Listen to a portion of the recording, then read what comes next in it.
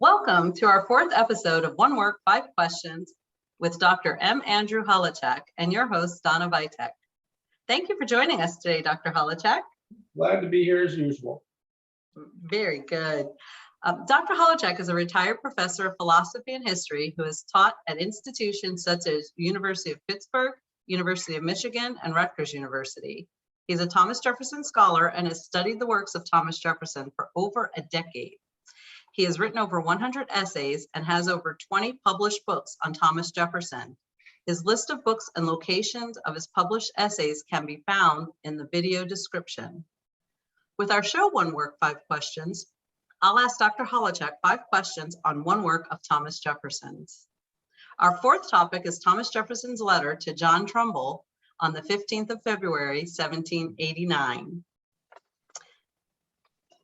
First, I'll give you a brief description, a little background history between Mr. Jefferson and Mr. Trumbull. In April 1785, Jefferson met American painter John Trumbull while in England. In summer 1786, Trumbull came to France at Jefferson's invitation and stayed with Jefferson at Hotel de Locke. Did I pronounce it properly? Good enough. Okay.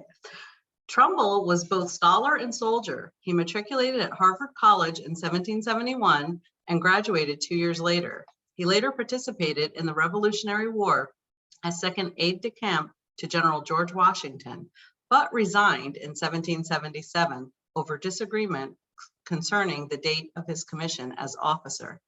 Shortly thereafter, Trumbull turned to painting, perhaps an odd choice of profession, given that he lost almost wholly the use of one eye in an accident as a child. He moved to London in 1780 to study painting with Benjamin West, who encouraged Trumbull to focus on miniature paintings and small paintings of the Revolutionary War. After suffering through certain political difficulties in London, he later painted Battle of Bunker Hill and Death of General Montgomery in the attack on Quebec. His most famous painting was Declaration of Independence. Are you ready for question number 1? Let's get going. Okay. Question number 1. I admit to being more than a little puzzled about your choice of this letter for discussion because it is so short. First, it's brief. Second, it does not seem to lend itself to much discussion that sheds light on the mind of Jefferson. Tell me, why did you choose this letter? Well, I thought, maybe I pushed it a little too hard last week with that big natural hair story letter. So I thought I'd give you a letter that's probably shorter than the introduction that you just gave us. And I was, astonished that you still talk about matriculating at schools when today you can only matriculate footballs down the field. How that's possible, I don't know, but anyways. So the question is what? Why did I pick this? Well, there's not a lot of analytic work to do on the letter, but there is a lot of sort of reading in to do on the letter. And I can start by telling you a little story that Jefferson tells in an 1811 letter to Benjamin Rush, Dr. Benjamin Rush, and it's also, I think, repeated in his autobiography. He is George Washington, president at the time, bids him, Alexander Hamilton, and John Adams, who are members of his cabinet, to sort of get together and discuss certain issues. And Jefferson takes it, and Washington is at Mount Vernon, he's at home. Jefferson is together with the others of the cabinet, and he gets Adams and Hamilton together at his residence for dinner so they can discuss what Washington wanted them, the political matters that Washington wanted to discuss. So as they're gathered there, they're talking about the merits of the British Constitution. And Adams says, well, the British Constitution is the most perfect constitution if you would correct its defects. Hamilton chimes in and says, no, if you correct its defects, you ruin it. It's perfect the way it is, with its defects and everything. And So that, that tells you a little bit about the, the constitutionalism of Adams and Hamilton, who are somewhat aligned. Then he goes on to tell another incident on the same occasion, he said. And he said, while they're at Jefferson's residence, there were pictures on the wall of Francis Bacon, Isaac Newton, and John Locke. And Hamilton looks over and said, "Who are they?" Now, it's an astonishing thing, in my estimation. It'd be similar to someone, you dining at my place, and I have a picture of Albert Einstein on the wall, and you'd say, "Who's that?" Mhm. And I would think, "Where have you been? Have you been living under a rock?" So Hamilton does not recognize these figures, and Jefferson says, "Well, these are the three greatest men who ever lived." Mm. Hamilton comes back and he pauses and he says, "No, the greatest man who ever lived is Julius Caesar." Mm. And I have a quote here somewhere. And Jefferson says, "Mr. Adams was honest as a politician as well as a man. Hamilton, honest as a man, but as a politician, believing in the necessity of either force or corruption to govern men." Now, I can add that in other letters, Jefferson speaks of these three. He links them often together, of men of high character, of men of great mental penetration, and in another letter, he says they are men of high moral standards. So that, in effect, this was his triad of the three greatest men who ever lived. Wow. Well, that leads me to question number 2. I find it interesting that Hamilton would choose a global conqueror and Jefferson would choose philosophers. Does this tell us anything about their stark political differences? Yes, What does it tell us? I was afraid you'd ask that. I don't know if I need to answer that to be clear, because I think anyone with a little reflection can tell. As I told you in a personal correspondence, I sometimes can get one sentence from a person, either uttered or in a writing, and that sentence tells me everything about the person. And this is an important, well, maybe this is why I picked the letter, because this tells me everything about Jefferson, and it tells me everything about Hamilton. Jefferson picks philosophers, men of high morality and high intellectual achievement, men who were movers and shakers in the Enlightenment. Hamilton picks a conqueror and a murderer, as in Hamilton was a military person himself, and that in itself, I mean, I'll just leave it at that. Just think about the fact that, I'll add that if you ask me who my hero is, it's my maternal grandmother, and she was a skinny little lady who could outwork, all the weightlifting I do and have done 44 years of it. She could outwork me any day of the week. That's my hero, and I don't know what that says about me, but I have one picture of Jefferson on my wall and a Jefferson $2 bill, but I have a picture of my grandmother also on the wall. She was my real hero. So. Oh, that is so sweet. Well, maybe we need to do a tribute to your grandma one day. Yeah, we'll skip Jefferson. Question number 3.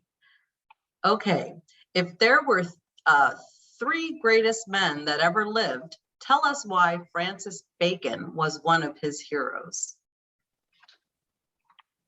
Bacon's great contribution was, well, I don't want to say his only, but his most noticeable contribution was the empirical method, was the method of science that we roughly somewhat practice today. Turning the tables on people like Plato, who thought all knowledge was innate a priori. In other words, everything I could know about anything is already in my head as I'm birthed. And the idea is, for Plato, for example, is that when I learn something, there's that aha moment. It's not a matter of discovering something I didn't know. It's a matter of disclosure of something that was in my head and I knew already, but I had forgotten. To some, when you're born, you don't have any knowledge per se, but Plato thought it's already in your brain, in your mind, let's put it that, in your soul. And knowing something is a matter of recollecting something that you're already, that's at least in you potentially. Bacon starts from scratch and says, no, use John Locke's words, the mind is a tabula rasa, blank slate, and you acquire knowledge slowly from sensory experiences with the world. I interact with the world, I develop concepts slowly and surely, and through the acquisition of concepts, I start learning things about the way the world works. It's a slow process, and a simple enumerative induction is something that Bacon stressed. Certainly, that if I look at a certain number of penguins and notice that they're flightless, I say, all penguins are flightless. Now that's a generalization I based upon a certain number of observations. The more observations I have, the more sure I am in my conclusion. Obviously, if I come across a flying penguin at some point in time, I know that my generalization, all penguins are flightless, is false. So you're bringing in an empirical method where we glean information slowly and surely by our experiences in the world. And it also introduces scientific fallibilism. What I mean by fallibilism is that the claims that we take to be general truths about the way the world works are fallible, can always be proven false by new information. Again, the penguin, if I see a penguin that flies. The other contribution, and I can go through this one concisely, is his, what does Jefferson call it? His arbor scientia, his tree of knowledge, this translates scientia as of knowledge. That's his method for classifying information. Bacon classified all knowledge could be classified under history, philosophy, or poetry under the three categories. Jefferson turned poetry into the fine arts. So for Jefferson, we had history, philosophy, and the fine arts. The history related to the human faculty of memory, philosophy related to the human faculty of reason, and the fine arts related to the human faculty of imagination. That's how Jefferson categorized his books in his library, under history, philosophy, and fine arts.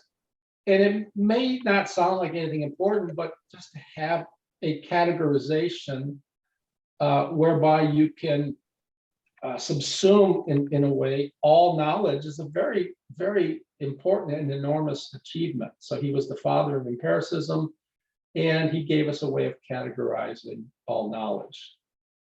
Wonderful. Well, I'm grateful that he did contribute that to our society.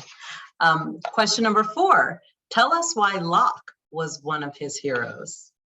That's a more complex question. If you go through his many writings, Locke comes up often enough. Locke was one of the great men of his day. Locke gave us, again, he was an empiricist in the manner of Bacon. He gave us the tabula rasa, the mind being like an empty chalkboard. And as you learn things, you write things on the chalkboard. Locke wasn't a materialist. I'll come to that in a little bit, but everything was matter. So even the mind, in some sense, was not independent matter, somehow dependent on matter. It wasn't something distinct from matter. Locke also gave us a great philosophy of his mind in one of his writings on human understanding. He was a philosopher of language. Jefferson mentions that. And most importantly, there was Locke's influence on Jefferson through his second treatise on government because of Locke's political philosophy. I made a note here to ask about that. Yeah, that was a tremendously important work. I've taught that on numerous occasions myself in philosophy courses. And so what you got there, you got this notion of the state of nature that to which a lot of people were appealing at that time. Locke talks of the state of nature being a state of pure freedom and pure liberty and equality. And Jefferson will take that and say, yeah, that's right. And then we get a state of society. It's still it can be a state of perfect freedom and equality. Locke tells us that this is a very important thing, that each person is lord over his own person. Now, why is that important? Because Thomas Hobbes was talking about in his Leviathan that each person is not lord. We are lorded over, as it were, by the king, who was God's appointee. He was appointed by God to rule over his subjects. So human beings were sort of vassals to the king and so forth. Locke turns the tables on Hobbes and says, no, each person is lord over his own person and over his own property. Now, in the second treatise, he tells us the government's role is in many respects the protection of human property. If I own my own self, I also own my own property.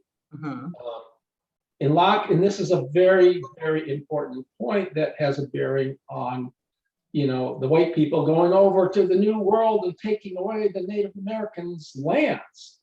Well, Locke tells us that if I am my own person, my labor too is my own.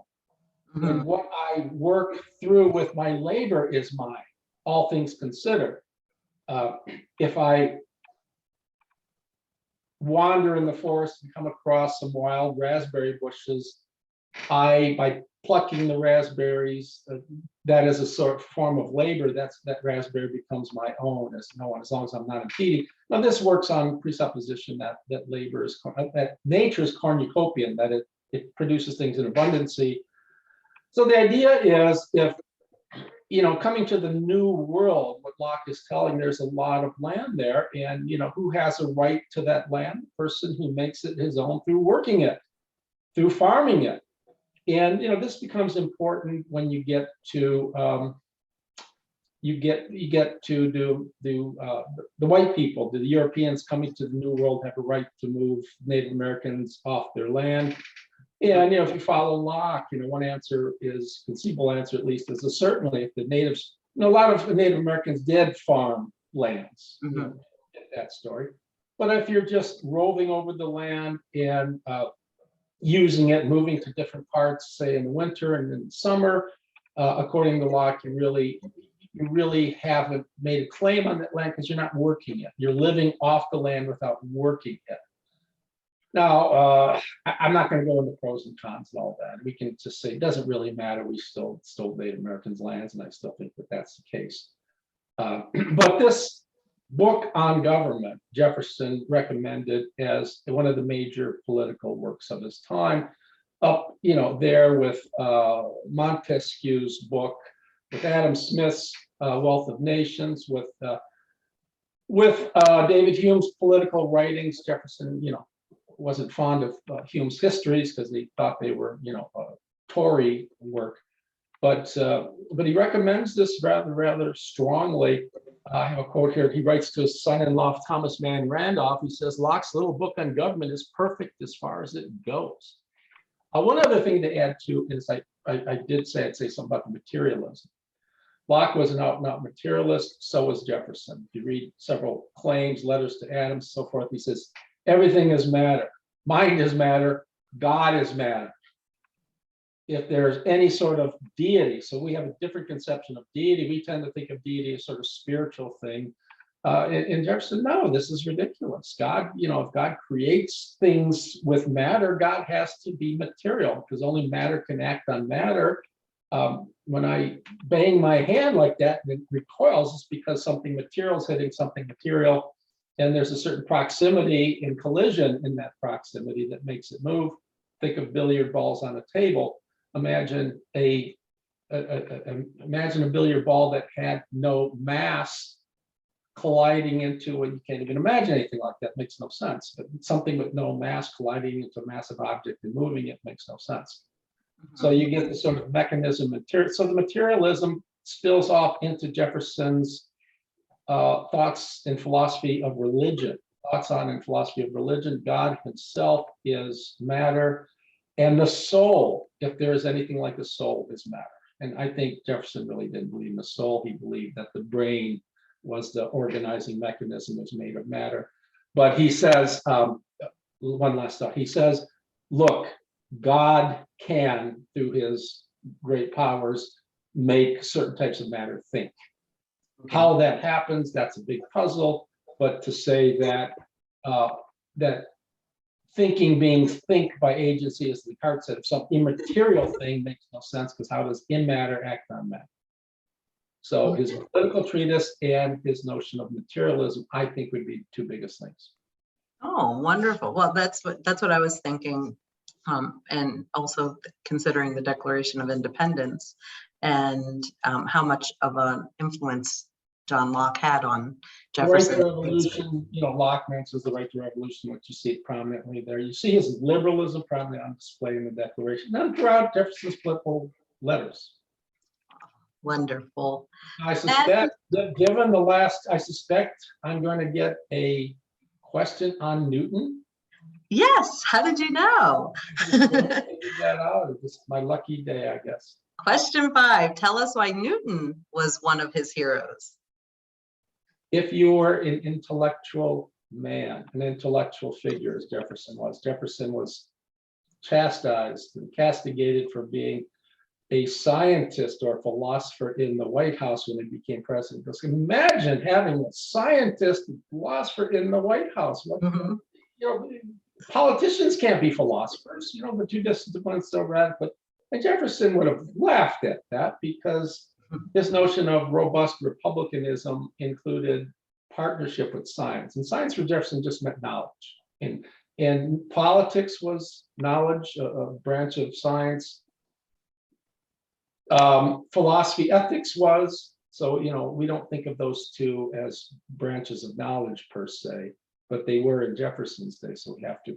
But Newton was probably the most recognizable figure of Jefferson's time. He was a brilliant genius who came out with his book Principia Mathematica, which figured out the whole structure of the universe. He says he had the universal law of gravitation, where one body is attracted to another body in proportion to the masses of the two, and that attractive force of the two diminished exponentially in terms of in proportion to the distance between them. So as the mass of one object times the mass of another object over the distance squared, and that's how you can figure out the attractive force. So it gives us the law of gravity and then 3 laws of motion. And so what Newton gives us in this brilliant work, which I had the pleasure of reading as a grad student at Pittsburgh, he gives us, gives an order to the whole universe. Everything he says is applicable to the whole universe. He thought the universe infinite in extent, and he thought that there was a center, and one could imposed on it a sort of Cartesian, grid of 3 coordinate planes and map everything out. So this was a brilliant achievement. Notice as well that Newton later on writes a book called The Optics, in which he shoots a beam of light through a prism, and the result, you see colors. Now this was a very strong argument against John Locke, who argued that certain things that we see, that objects have solidity, and that's their property. Color and things like that are not literally legitimate objects or properties of objects, or they're not legitimate in themselves. An argument would be turn off the lights, what happens to color? It's all gone. But what Newton is trying to show, in some sense, not trying to show, but what his experiment does, it shows that color is, if you break light down, you get color. You see it when you see a rainbow. So this wound up being a sort of challenge for the notion that colors are not something, or not properties, like you say, colors are property of light, and color is nothing in itself. It's the Lockean view is it's a secondary property. It's something that the mind somehow imposes on these objects, and it doesn't exist in its own right. So Locke, Newton was one of the great, still often today considered easily in the top 5 most brilliant human beings who ever lived, in many cases the number 2 person and so forth.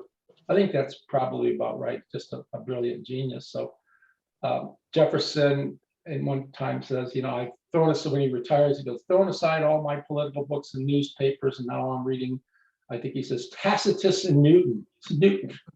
And Adams, he says to Adams, and Adams goes, oh, I wish I had time to read Newton. I'm reading all this other stuff and so forth. But those were, to some, those were the 3 greatest men who ever lived. To Jefferson, they were philosophers, scientists, men of understanding. That tells you, in my estimation, to understand Jefferson's genius, you understand his to know his heroes, you understand what moved him, what got him up out of bed every morning to do things. He wanted to be a scientist more than a politician, but he did it because the times needed his intellect to work towards American Revolution. He wasn't the sort of person like Washington, get up on a horse and brandish his sword and chop people down, but he could do that with his pen. He was brilliant with his pen. That was his seminal contribution. And you know, I've heard people say, well, he was no great hero because he was a coward. And Jefferson was not a coward in the least. He was brilliant with his pen, and he understood that that's the way I make my contributions to my writing. Right. Everyone has their thing that they offer. And I certainly believe he did pick some heroes that we cannot live without today. And I'm glad that he chose, they're all worthy of his choosing. I'd like to we take a tiny little letter that really doesn't say much at all and got some discussion on it, right?